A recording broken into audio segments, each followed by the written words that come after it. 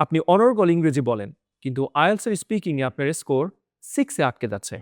যদি এমনটাই হয়ে থাকে তাহলে ভিডিওটা আপনার জন্য। আইএলটিএস স্পিকিং এ ভালো করতে হলে প্রথম যে কাজটা করতে হবে আপনার সেটা হলো গেস করা বন্ধ করা।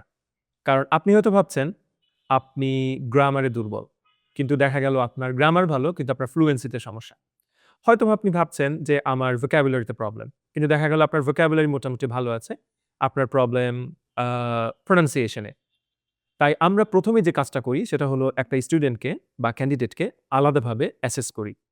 তার প্রবলেম এরিয়া বা উইক পয়েন্ট গুলো খুঁজে বের করি। অ্যান্ড দেন তাকে একটা সলিউশন দেই। যে কিভাবে করলে, কিভাবে স্টেপ বাই স্টেপ আগালে সে তার কাঙ্ক্ষিত বা টার্গেটেড স্কোর অর্জন করতে পারে। তাই আজ এসকর্টে আসুন, ফ্রি অ্যাসেসমেন্ট করে বুঝে নিন আপনি কোথায় দুর্বল। দেখা হচ্ছে অ্যাসেসমেন্টে।